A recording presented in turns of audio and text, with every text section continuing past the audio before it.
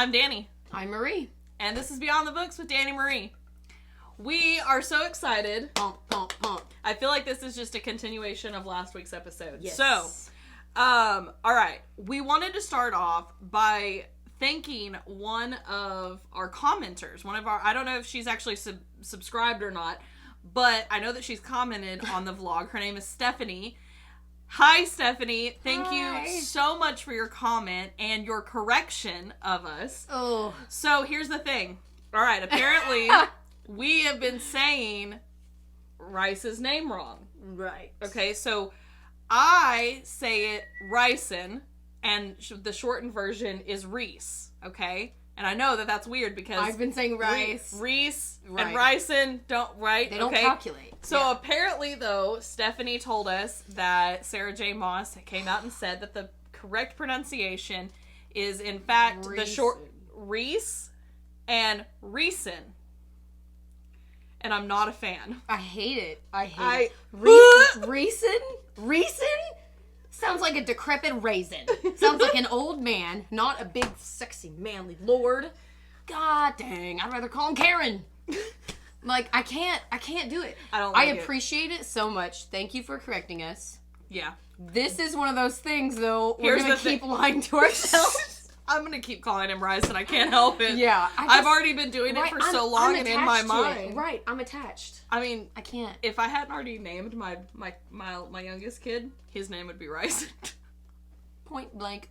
Period. I just love it. I love how it comes Rhysand sounds good. Okay, so I actually talked to my sister about this, and my sister pronounces it Rhysand. So similar to like resin. Yes, but Rhysand. Right. Like you're rising. But we all agree. Okay, listen, we all agree though. The shortened version is Rhys. I don't. You call him Rice. I don't know why. Rhys sounds like there's so many interpretations. Also though, I hate Reese's. Like Reese's cups. Hate them. Oh my god, I love them. So, to me, that's one more reason not to call him that. Like, I can't do it. But I appreciate so much the correction. We do. We're acknowledging it. Just know we're probably going to keep saying it the wrong way. Right. So, we apologize. But we do appreciate you. Right, so much. Although it's crushing my dreams. But I appreciate it. It does hurt my heart a little bit. Right. I really wish that it was not recent. I just don't like it. Let's just think of, like, okay, let's consider saying that in ecstasy. How you gonna do that? Rhysand! How you gonna do that? It's a no. It's a no for me, dog. Like, I can't. All right. So, but we did want to take a moment to just thank Stephanie for her comment. Yes. That I love that you came out and corrected us. I so appreciate it. Right. And you did it kindly. Yes, you did. Which is fine. You could have been mean about it, but we would have been okay. Right. It would have been fine. We just still talked about it just like this. But just know, if you keep Rhysand. watching, which we hope you do, we're probably still going to call him Rhysand. Mm-hmm. It is what it is. But we acknowledge you. Also, we wanted to thank another subscriber, Caitlin, for kind of having like a full-on conversation with us. Yeah. Like, we love that. We had a good discussion about Under the Mountain and some of kind of Feyre's awakening moments, which I just love. Love. So thank you so much. I hope that this encourages other people to keep commenting with us. Talk to us. Because we like that. Mm-hmm. All right. So in continuing kind of last week's episode, which we talked about Tamlin a lot, and we talked about whether or not he should get a redemption arc. We wanted to kind of follow that up with kind of like a compare and contrast moment. Right, which I realize we've already done, but I don't think we did it in depth enough. I don't feel like we did a very good job of it. Right. So, it was just like a skim of the top. Well, and I feel like the first episode that we did on Mist and Fury, we kind of did more as like a review. Right. And I didn't. We're not a fan of that. Yeah, we didn't mean to do that. So we apologize. We were being weird. We don't really do a whole lot of planning in these episodes. I mean, we do a little bit. We write down like the main 3 things we want to talk about and hope that we stick to those. And then we just kind of do whatever we want. Right, because this is how we live our lives. So, we wanted to kind of spend a little bit more time comparing and contrasting Rhysand and Tamlin. And I mean, really, the differences are so integral to Feyre's development as a character and as a person in this story. Right. So, you know, at first, which we kind of ended the last week's video talking about this, when Feyre first comes to the Night Court, she comes there not necessarily against her will, because she was being locked up. Right. She had made a bargain. And well, I'm more talking about like when she becomes a permanent fixture in the Night Court, not necessarily. But like she's not necessarily there against her will, but she's also not really there because like she really wants to be. Right. She just doesn't have anywhere else to go. She doesn't like Rhysand. Right. She kind of hates him in a way. She threw a shoe at him. Yeah, after her wedding. And then that just continued, I feel like. She didn't get much better until, like, later. But also, I love the fact that her snarkiness and her just kind of attitude, Rhysand uses that as a way to pull her out from this like miserable hole that she's dug herself into. Yeah.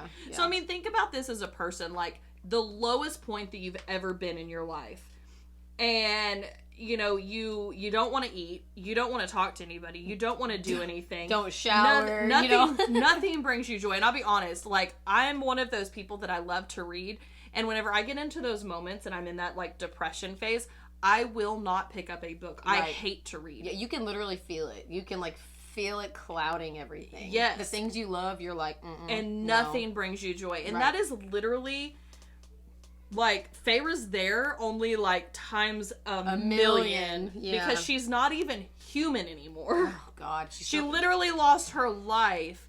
And no one seems to really understand or care about where she is and how she's dealing with all of this, and the fact that, I mean, in order to get to this place, in order to save Prythion, she had to kill people. Right. And, like, that does not sit well with her.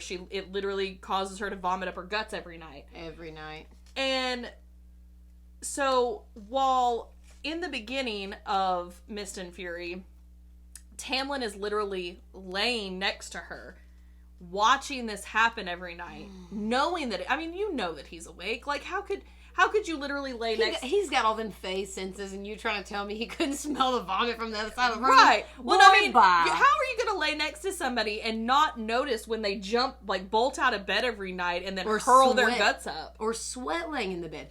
My husband threw up in the middle of the night, and I heard it come... I'm a human, and not even a good one, okay? And I heard it coming up, and instantly put up my hands and caught it. Oh my God, that's so gross. I know, it was mother instincts. I couldn't help it. I don't know what's wrong with me. It was disgusting.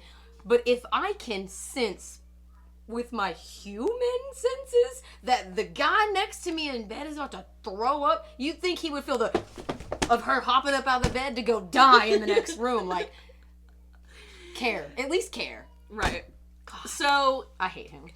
I'm sorry. I hate This is an extension of last week's episode. She's just I'm so worked up. So then in comparison to that, you have Rhysand, who literally wakes up in the middle of the night one night and holds her hair back. Oh my God. Besties for the resties. Like, he knows that she doesn't like him. Right. He knows that she doesn't want She's him. like cussing at him. She's like, go, like, leave, go out away. Of here. And he's like, nope, you bad. You real bad right now. You get the towel, put it on your neck. Like, yeah. And just automatically is there to take care of her. Yeah. You know, so, like, that to me is such a huge piece of... It's something so small. The difference in their characters. The absolute simplicity of just, like, doing something. Versus something. Nothing. Right. And him and Feyre hadn't even, like... They haven't even, like, been together. You know what I mean? Tamlin's had her for this whole time, and you can't hold a bitch's hair back, is what you're telling me? It's a no for me. It's a no for me, dog. It's a no. So then there are just so many moments with Rhysand which, we've kind of talked about Tamlin's issues and his toxicity, so I don't want to spend a whole lot of time on that. But some of these moments with Rhysand, like, and I just reread Mist and Fury, and I was kind of just, it all just, like, played back, and it's so powerful. And to be honest, like, it's so powerful that literally, look at this, I'm on chapter 63. Oh, yeah. So this is, like, right whenever they get to Hybern. I can't finish it, guys. Because she texted me the other day. She said, listen, I'm trying. She was like, but I know it's going to end soon. And I feel like I can't handle the devastation of the king breaking their bond and just that whole... I can't. But, like, this book is my favorite. It's my absolute favorite, and it's because of the relationship development between her and Rhysand. The care and the friendship and the like, literal bond. Like, the bond. They go, when he holds her hand, when they're going to see the bone carver, he doesn't ask. He doesn't even, like, give her really an option. He just kind of grabs her hand and says, let's go. Right. And he knows that she's terrified, and that's why he takes her hand. Right. You know, when they go to the Weaver, which I love. Monumental. I love that Rhysand does not treat her like she's some delicate like little frail, flower. broken person. He literally tells her, like, hey, I just want you to know, this bitch is crazy, but I need you to find this because we need to test out your power. Right. I mean, little does she know that that's eventually going to be her wedding ring, Aww. which, you know, is such a cute little thing at the end. I love it. But literally just kind of, like, tosses her to the wolves and, like, is like, well, he's like, you got it. Sink or swim time. Let's go. Right. Well, but that's the thing, like, trusting her to use her instincts, like, trusting her to know what to do, trusting her. It's not that hard. But that's the thing, is that, Rhysand literally watched her defeat the Mindengard worm. Right. And all of the stuff with Amarantha, he knows that she is powerful in her own right. He knows that she can handle And he wants to build that and help her to be even more strong. He wants to build that confidence back up rather than keeping her locked in this shell saying, like, you know, you have to be protected, you're too valuable. Like you're a prized piece of property. Exactly. Like you're a show horse. Listen. So then I love their notes. Their notes back and forth together. Like, oh my God. It's like when he can't be with her. Right.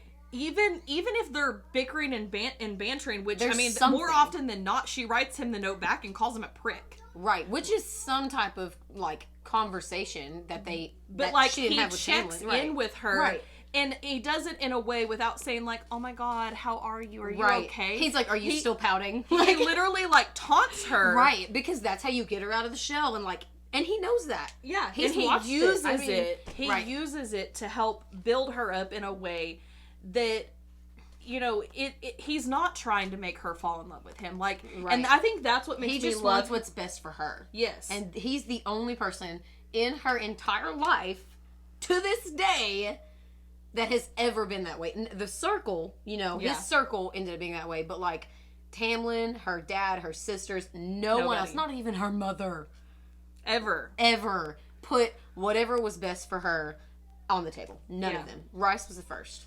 And I just love that, like I said, he's not trying to make her fall in love with him. Like, that's the farthest thing from his mind. Is he in love with her? Yes. Yes, queen. Does he want her in that way? Yes. But he never tries to make those kinds of advances. Right. Now, he flirts with her to get under her skin. Mercilessly. She calls him a shameless flirt. But she finds that she likes that. Right. And then you know, comes the guilt and all of that, which is just so much more about her trauma Stockholm than anything. Stockholm syndrome. Yes. Stockholm. Do your research, ladies. But then, you know, I feel like one of the most monumental points in their relationship is the night of Starfall. Okay? Right. And she doodles on his hand. And she kind of, like, has this moment where she kind of, like, almost hysterically laughs. And he kind of looks at her and is like, what? And she's like, I just painted. And it's that moment that she'd never consciously made the decision to pick up paint and paint. that she just absentmindedly did that with just him. Joy. Right. And also because she never paints in front of anybody else. Right. She never always like locked the door and like wouldn't she let would never people paint in front of Tamlin. Right. But she literally did this with Rhysand. On Rhysand. On him. And it's the sweetest thing in my mind. I just love it. Right. And I can't get enough. So then, her relationship development with his circle is super integral too, because it helps her to see some of the other sides of it that Rhysand doesn't even bring up. And really, she doesn't have so much of a building relationship with Azriel at this point. That kind of comes in Wings and Ruin. Later, yeah. But more in Cassian. Right. So with Cassian, this is the conversation that Caitlin and I had online. I told her that my favorite awakening moment for her was when she's in the sparring ring with Cassian. Yeah. And she burns through his gloves while she's like fighting it out. And it's because he brought up the letter that she wrote to Tamlin saying that she wasn't coming back. Bye. And, she burns through his gloves and she kind of like wakes up and she's is like, oh my God. Shit, I'm so sorry. And Cassian's like, no, it's okay. And, kind of like lets her keep like fighting it out. And then she keeps going until she literally is crying. Right. And Cassian just kind of, I don't remember what exactly he says, but he just takes it as much as he can. Right. And then Rhys ends up coming over. Oh my God. So you got me saying Rhys instead of I'm Rhys. sorry. It just sounds better. I don't know. But he comes up and kind of consoles her and helps her through that. And then there's another part where she's having like a bad day or something, and Moore tells her, you're always going to have good and bad days. Don't let the bad days win. Right. I love it. She's such a power character. Like, right. We definitely are going to have to do a whole thing on power women in general on her. I mean, the details, the layers. But so then also I want to point out too, especially for the people that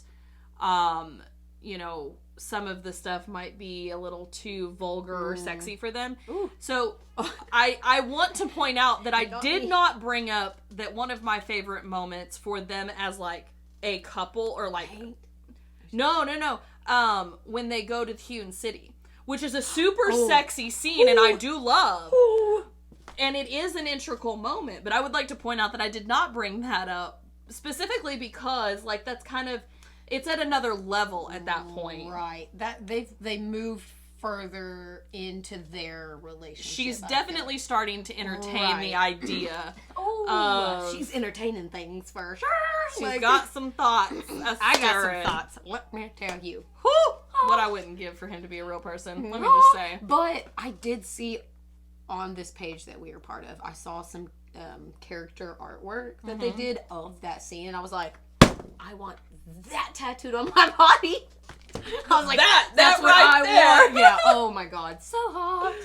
But they have such a good like going from like I hate you to you're helping all right, me, I tolerate right you. to we're friends to I trust you. That's like got to be the biggest thing, not just for her but for him.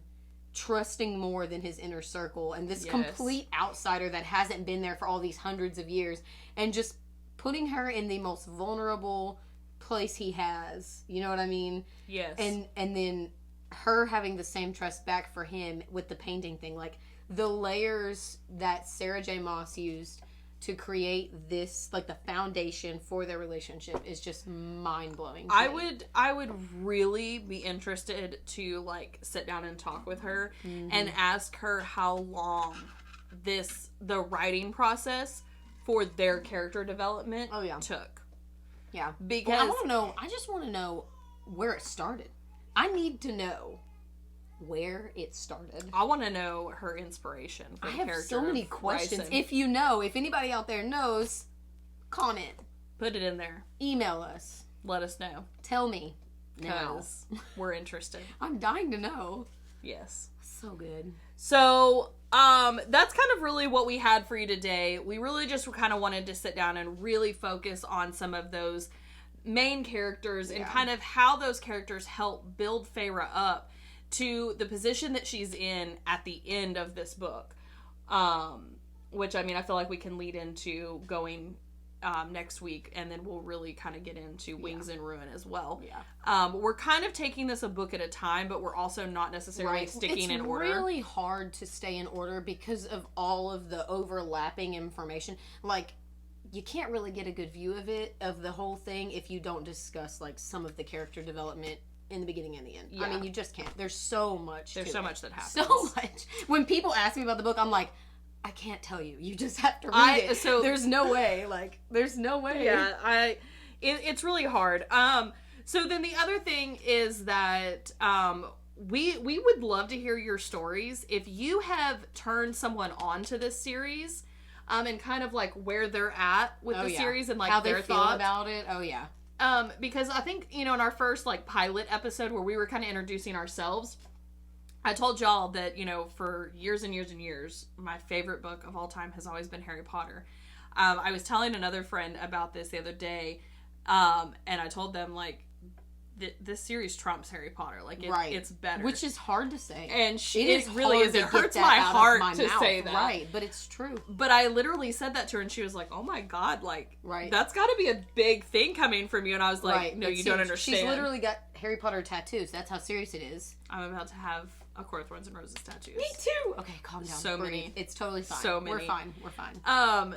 But we want to hear your stories of people that you've turned on to this, because we have a mutual friend that texted her, what was it, earlier today? Yeah. And yesterday. It was yesterday. And said that she caught one of our episodes, and now she's intrigued, so she ordered the books, and she's about to start them. Yeah, she started watching, and she was like, wait a minute, maybe I should... She texted me, she was like, I started the video, I realized it might have some spoilers in it. Do I need to... I was like, no. Don't watch it. Yeah. Read the books and then watch it. She's like, okay. And I was like, feel free to give us any comments or questions and we'll bring them up in the vlog. So, like, everybody, if you've read it or if you're at a certain part, let us know what you think and we will literally discuss it. We will take your opinion. We'll read it out. We'll talk about it. So, and funny enough, I have a friend that I talked to, and we were just having a conversation, and she was like, what have you been up to? And this was whenever I was like first reading the series, and I was like, oh my God, I'm on this new series. Yeah. It's so great, blah, blah, blah. It's addicting. And she's not a reader. Yeah. Well, she has another friend.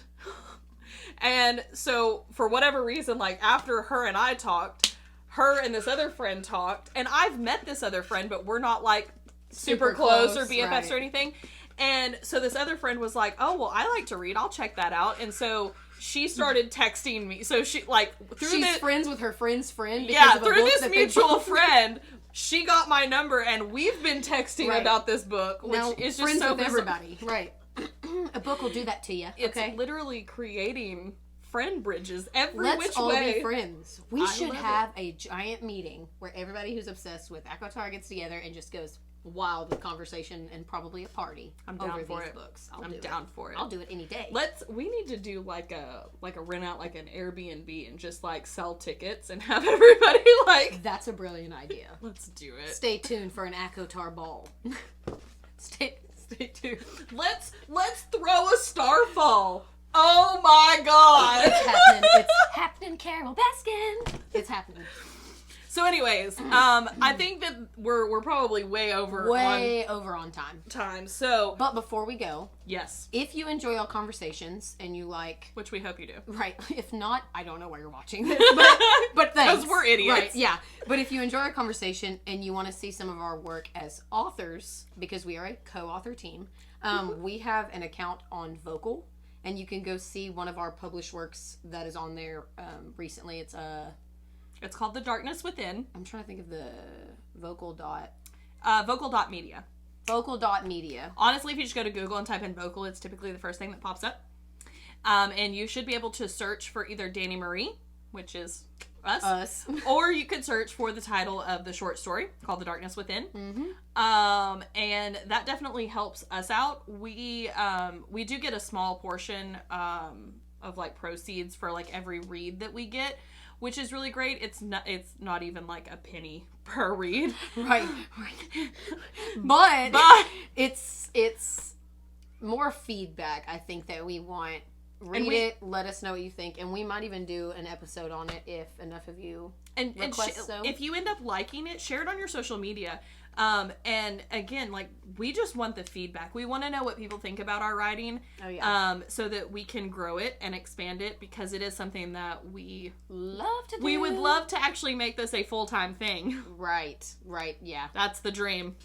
Goals, man. Goals. Okay, yes. So, like, comment, share, subscribe. Do that. All of it. We'll see you same time, same place next week. Bye.